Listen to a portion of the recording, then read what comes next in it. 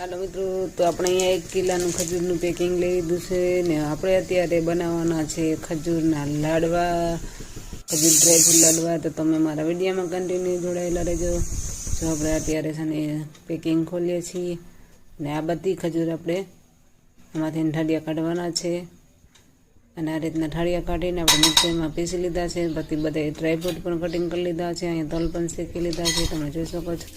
હવે આપણે પેન લઈ લીધી છે ને પેનમાં નાખી દીધું છે 1 ચમચી ઘી અને એવા જેટલા બધા ડ્રાયફ્રૂટ કટિંગ કર્યા તે બધા નાખી દેવું છે. કાજુ, બદામ છે, અખરોટ છે, ટોપરાનો ખમણ છે, તલ છે, બધું આપણે ઘીમાં શેકી લેવાનું છે.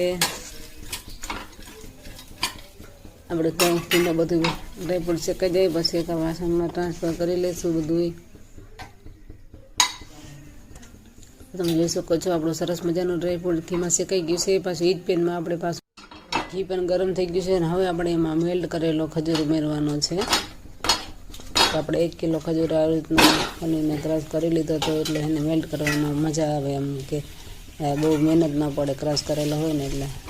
અને આમ તો પોચો ખજૂર હતો એટલે વાંધો નથી. તો આપણે આ રીતના બધું ઘીમાં એને સરસ રીતે મેલ્ટ કરી લેવાનો છે. સરસ મજાનું જો આપણે ખજૂર મેલ્ટ થઈ ગયું છે તો હવે આપણે બધા એમાં ડ્રાયફ્રૂટ ઉમેરવાના છે. જે ડ્રાયફ્રૂટ બધા આપણે શેકીને રાખ્યા હતા ને એ રીતે એમાં ઉમેરી દેવાના છે.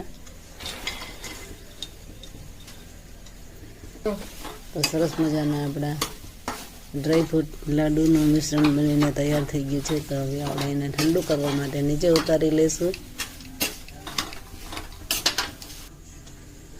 અને હવે આપણે એના ઠંડુ થઈ ગયું છે એટલે હવે આપણે એના બોલ વાળી લેવાના છે.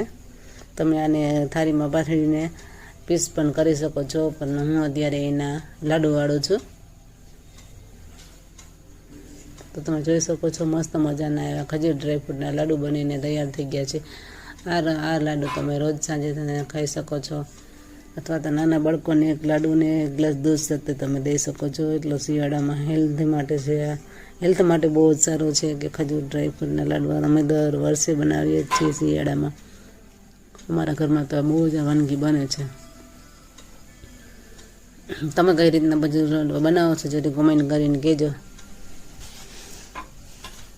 તો મસ્ત મજાના આપણા લાડુ બનીને તૈયાર થઈ ગયા છે. એટલે તમે જોઈ શકો છો આ રીતના બધાય આપણે બોલ સરસના વાળી લીધા છે. વિડીયો ગમે તો વિડીયોને લાઈક, શેર, સબસ્ક્રાઈબ